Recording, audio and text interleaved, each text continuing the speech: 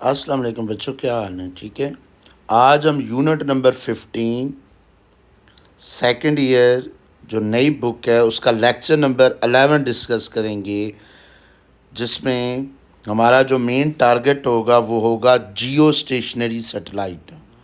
इसमें हम जियो stationery satellite के बारे में डिस्कस करेंगे। जियो स्टेशनरी सैटेलाइट की रेडियस फाइंड करेंगे, उसके साथ आर्बिटल स्पीड जो होती है जियो स्टेशनरी सैटेलाइट उसके मैग्नीट्यूड भी फाइंड करेंगे। ये हमारा आज के लेक्चर में टारगेट होगा। तो स्टार्ट करते हैं। What is Jio stationery satellite? अब जियो स्टेशनरी में दो वर्ड आते हैं। पहला वर्ड है जियो। जियो का मतलब होता है अर्थ, और स्टेशनरी का मतलब होता है रेस्ट, स्टैटिक।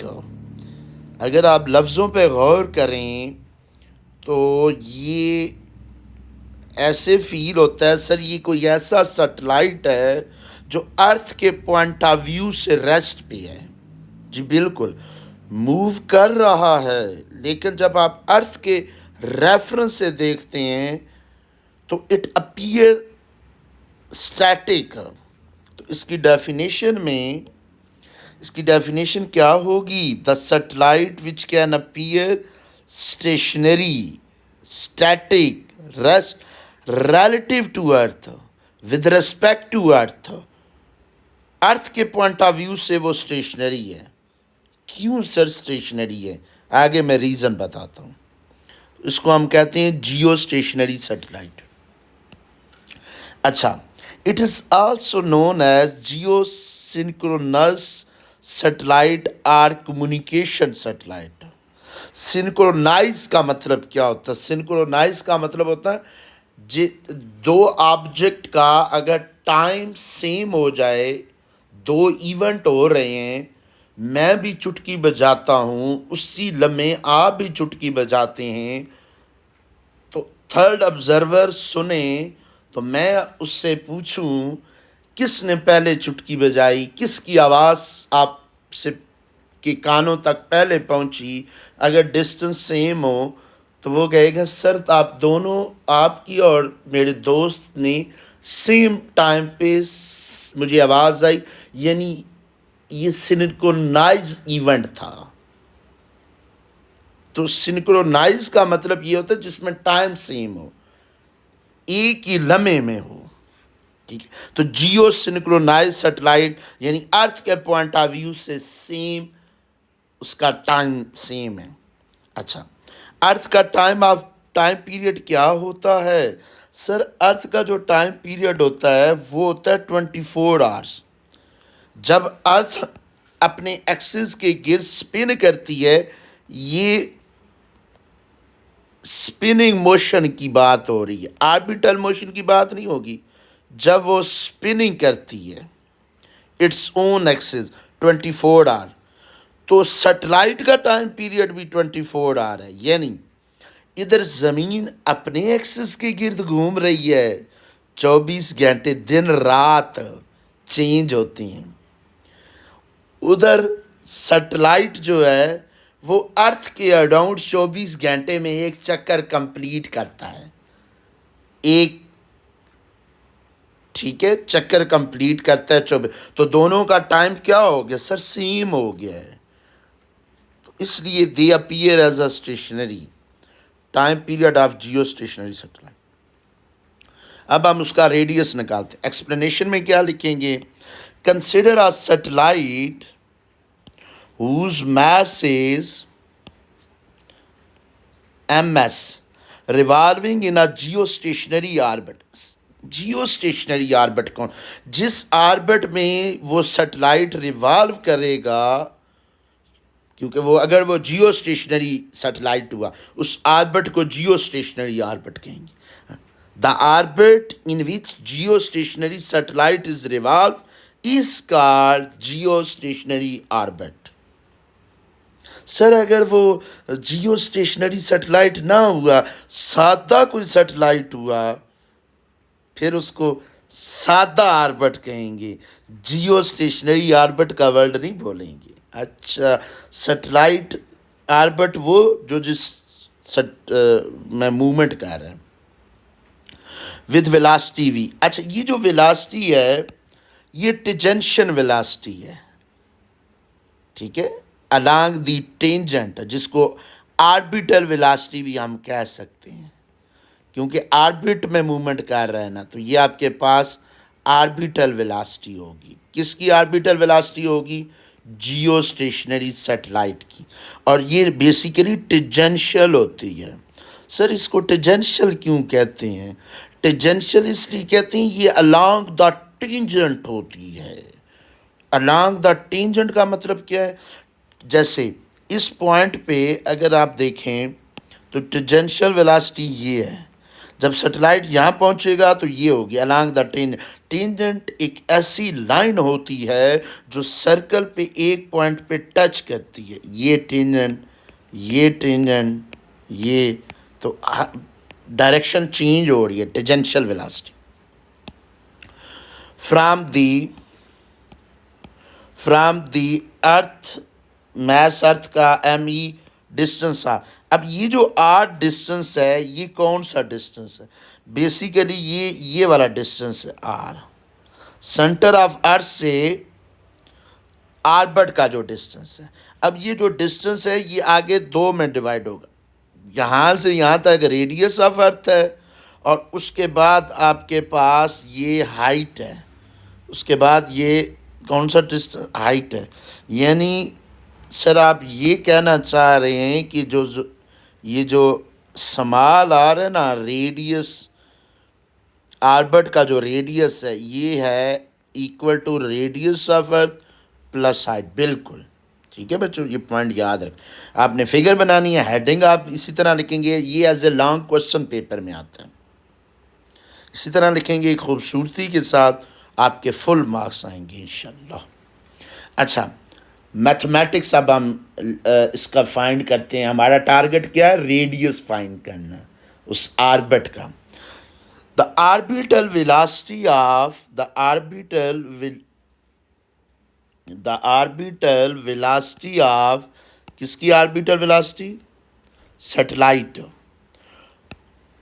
लास्ट लेक्चर में, पिछले लेक्चर अगर आपने नोट किए हैं, लेक्चर को सुना है, तो वहाँ आर्बिटल वेलोसिटी हमने निकाली थी। वहाँ जो आर्बिटल वेलोसिटी आई थी वो आपके पास आई थी, वो square root of capital G mass of अर्थ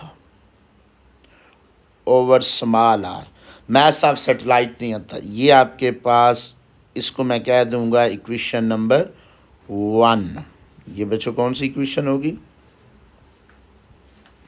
ये 1 होगी। तो यहाँ आपके पास ME क्या है? ME मास ऑफ अर्थ है, ME मास ऑफ अर्थ, ठीक है। और उसके बाद स्मॉल आर क्या है? Small r sir radius of geostationary orbit, radius of geostationary orbit. Sir GSO का मतलब क्या है? Geostationary orbit. और कैपिटल G क्या है? कांस्टेंट है, ठीक है। अच्छा, ये आर्बिटल वेलोसिटी। अच्छा, जब सैटेलाइट जो है अर्थ के अराउंड रिवॉल्व करेगा, वो डिस्टेंस भी कवर करेगा।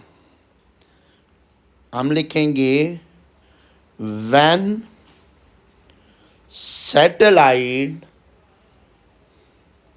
Revolve around the earth,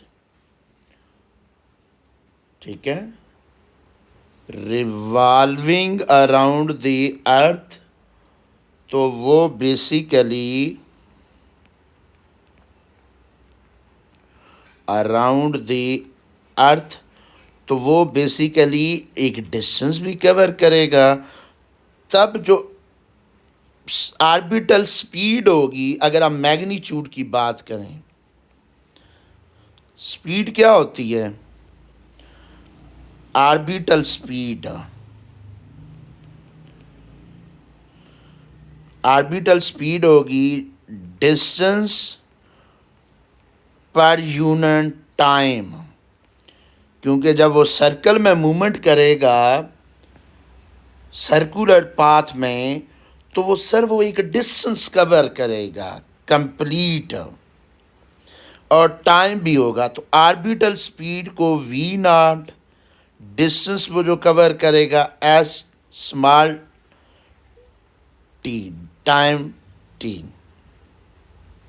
distance वो कितना कवर करेगा बच्चे? वो डिस्टेंस करेगा 2πr, सरकमफेरेंस ऑफ सर्कल। वो जो डिस्टेंस कवर करेगा वो 2πr होगा, उस सर्कल के सरकमफेरेंस के इक्वल होगा। ठीक है, तो सरकमफेरेंस ऑफ सर्कल, क्योंकि वो पूरा एक चक्कर काटेगा ना जियो स्टेशनरी सैटेलाइट। कितने टाइम में काटेगा सर? आपने अभी स्टार्ट में बताया था 24 घंटे लगेंगे उसके, 24 आवर टाइम पीरियड उसका, 24 आवर। तो स्मॉल टी की जगह मैं कैपिटल टी ली, आगे वैल्यू पुट कर, कैपिटल टी टाइम पीरियड। ठीक है, तो ये आपके पास इक्वेशन नंबर 2 आ गई। वो आपके पास ऑर्बिटल स्पीड या ऑर्बिटल वेलोसिटी है, ये आपके पास पूरे, अगर एक कंप्लीट अगर हम बात करते हैं तो ऑर्बिटल स्पीड ये होगी। अब आपके पास दोनों की अगर आप देखें, दोनों इक्वेशन की जो लेफ्ट हैंड साइड है वहाँ ऑर्बिटल वेलोसिटी या ऑर्बिटल स्पीड आ रही है। मैग्नीट्यूड में स्पीड बोलेंगे, डायरेक्शन में वेलोसिटी बोलेंगे। तो हम अगर मैग्नीट्यूड ले रहे हैं तो दोनों को हम क्या कर देंगे? कंपेयर कर देंगे। तो यहाँ पे लिखूँगा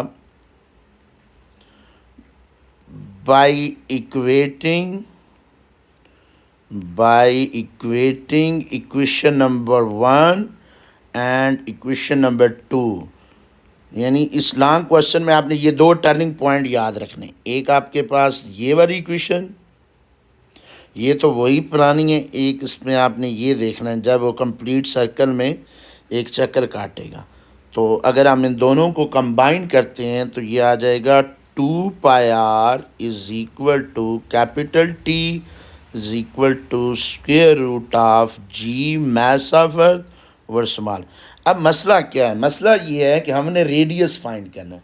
एक रेडियस रूट के बाहर है और एक रेडियस रूट में है। एक ये रूट में है ना, और ये रूट के बाहर है।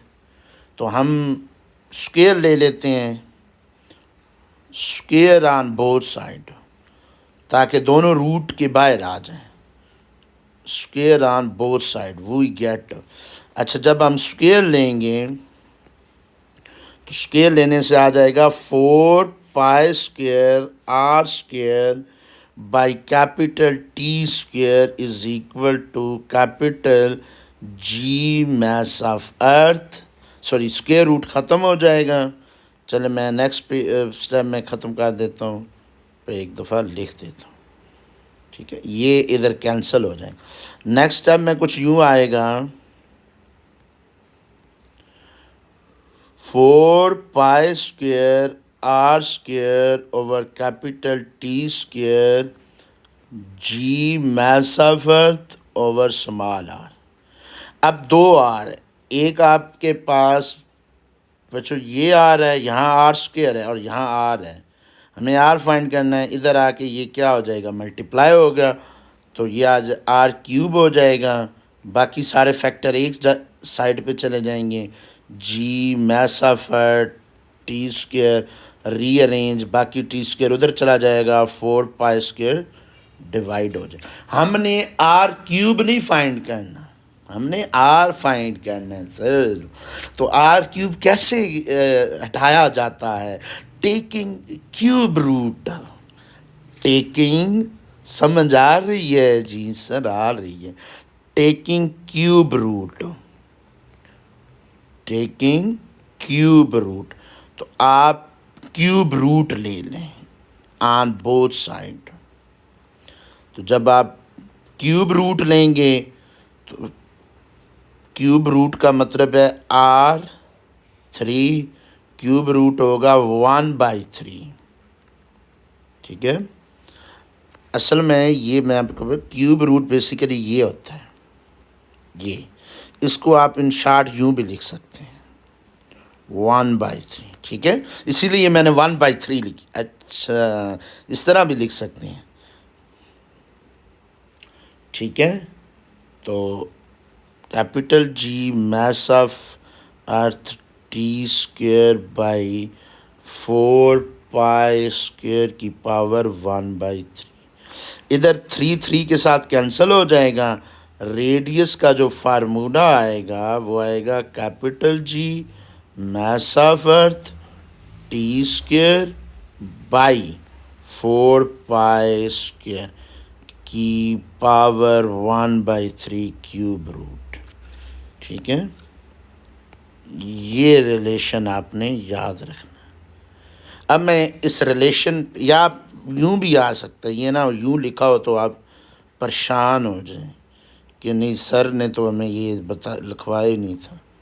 ठीक है, पेपर इजी आता है लेकिन थोड़ा सा इधर उधर लिखा होता है, तो अंडर रूट तो ये इस तरह लिखा भी आ सकता है।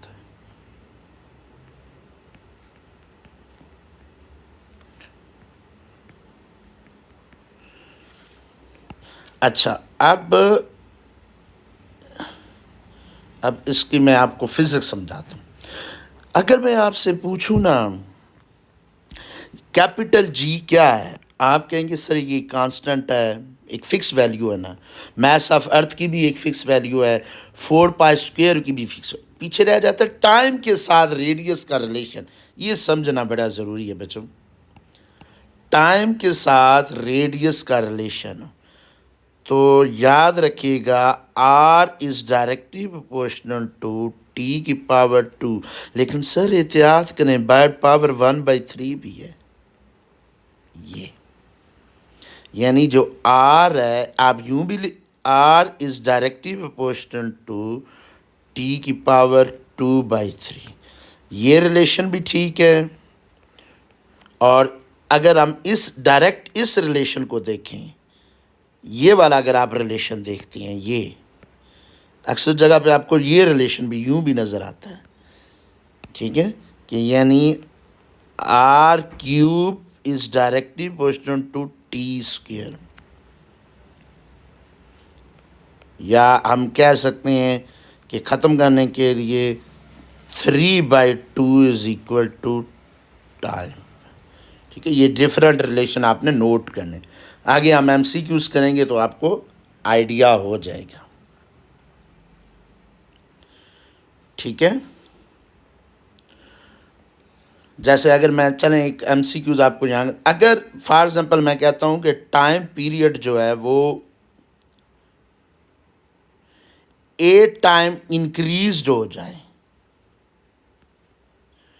कितने टाइम इंक्रीज हो गया? 8 टाइम।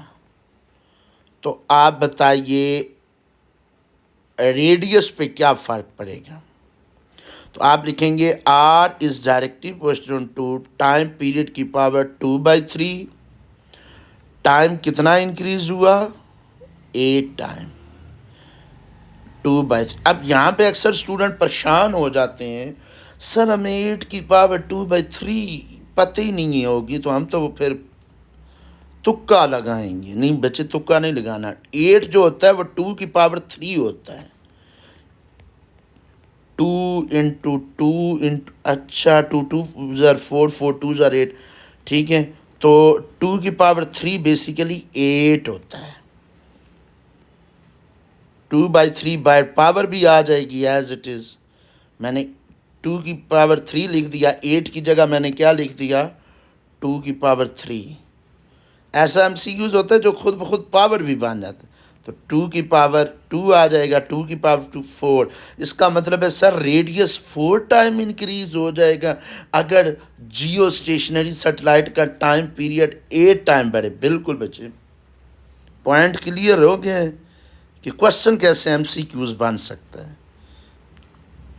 आगे हम इसके अलग आगे MCQs भी नेक्स्ट लेक्चर में मैं डिस्कस करता हूँ, ठीक है। आपने लेक्चर टू लेक्चर चलना है। अच्छा, अब यहाँ पे अब हमारा टारगेट क्या है, वैल्यू फाइंड करना, ठीक है। वैल्यू ऑफ आर्बिटर रेडियस है, आर्बिटर रेडियस की आप वैल्यू फाइंड करेंगे। अब वैल्यू फाइंड करना कोई मुश्किल नहीं है, फार्मूला आप लिखें, आर के नीचे नॉट लिख दें, आर का मतलब रेडियस, नॉट का अच्छा आर्बिटल, आर्बिटल ओ से स्टार्ट होता है, ओ है, बिल्कुल बच्चे। तो फार्मूला मैं पुट करूँगा capital G mass of earth over T square. अच्छा, अब कुछ बच्चे कहेंगे कि सर पेपर में जब ये लॉन्ग क्वेश्चन आएगा तो क्या वहाँ वैल्यू आपने पुट करनी? जी बच्चे, वहाँ वैल्यू आपने पुट करनी है, पुट कर दें, वो अच्छा एक तासर बनेगा, अच्छा आपका बनेगा, ठीक है।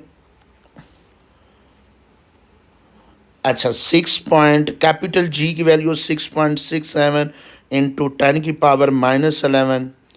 मैस ऑफ अर्थ कितना होता है 6.0 इंटू 10⁻24। ये कहाँ वहाँ गिवन होंगे। और टाइम कितना है, टाइम 24 आवर्स है। अब 24 आवर्स को आगे आपने सेकंड में शिफ्ट करना है, मेरी बात पॉइंट नोट कर लें। 24 आवर्स नहीं यहाँ लिखनी, क्योंकि टाइम पीरियड का जो यूनिट होता है वो सेकंड होता है। सेकंड में ये 86,400 का स्क्वायर, और नीचे आपके पास 4 पाई की वैल्यू क्या होती है 3.14 का स्क्वायर, तो इसकी पावर 1/3। कैलकुलेटर आपके पास होगा, आगे कैलकुलेटर की मार है, ठीक है। मतलब कैलकुलेटर से आप इजीली कर सकते हैं, बस परेशान आपने नहीं होना। 4.23। और अगर सर मैं याद हो, अक्सर स्टूडेंट को वैल्यू याद भी रह जाती, तो याद हो तो बहुत अच्छी बात है। ये मीटर में है, किलोमीटर में कैसे करेंगे? किलोमीटर में, क्योंकि किलोमीटर में हम इसलिए लिखते हैं डिस्टेंस ज़्यादा हो तो वो किलोमीटर में प्यारा लगता है लिखा हुआ। तो किलोमीटर में 7 को स्प्लिट कर लो, 7 को लिख लो 4 इंटू 10⁻3। अच्छा, 10⁻3 किलो है इसलिए, जी बिल्कुल। तो ये आ जाएगा आर्बिटर रेडियस 4.23 इंटू 10⁻4। 10⁻3 क्या है सर? ये किलो की प्रीफिक्स है, किलोमीटर।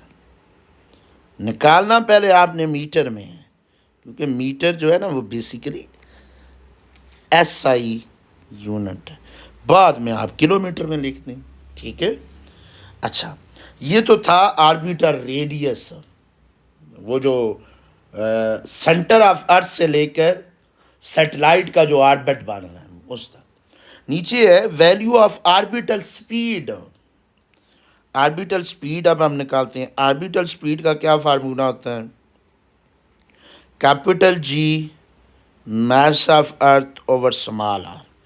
अच्छा, इसीलिए सर आपने पहले आर फाइंड किया है ताकि हम इसमें पुट कर सकें। बिल्कुल बच्चे, पहले आप आर्बिटल स्पीड नहीं फाइंड कर सकते जी, हमें आर पता ही नहीं है, आर नॉट नहीं पता, आर्बिटल रेडियस बिल्कुल। कैपिटल जी 6.67 इंटू 10⁻⁻11, ठीक है, इंटू मास ऑफ अर्थ क्या है 6.0। सर ये हमें अब याद हो जाएंगे, बार बार जो हम लिख रहे हैं ना, ये हमें वैल्यू याद हो जाएंगी। याद हो जाए अच्छी बात है। आप फ्यूचर में जब आप एंट्री टेस्ट में बैठेंगे ना, MD कैट, जब मैं एंट्री टेस्ट का लेक्चर्स पढ़ाता हूँ तो वहाँ बच्चे बड़े तंग होते हैं, सर ये वैल्यू कौन याद करे? मैं याद तो करनी पड़ती है, जब सर पे पढ़ गई है तो आप याद तो करनी पड़ी। तो मैं अक्सर स्टूडेंट कहता हूँ आप FSC में ये आदत बनाएं। तो जब आप MD कैट एंट्री टेस्ट में बैठेंगे, NET, फास्ट, प्यास, इंजीनियरिंग के टेस्ट देंगे, कैट वगैरह, तो तब आप तंग ना हो, ठीक है। तो ये जो बातें साथ में बताता हूँ, ये गुर की बातें होती हैं, ये वो बातें होती हैं जो टीचर अक्सर नहीं बताते, ताकि आप आगे सीखें। तो ऑर्बिटल स्पीड आपके पास आएगी 3.07 इंटू 10⁻³ मीटर पर सेकंड। ठीक है बच्चों, तो यहाँ तक आज का लेक्चर था, इसको हम वाइंड अप करते हैं।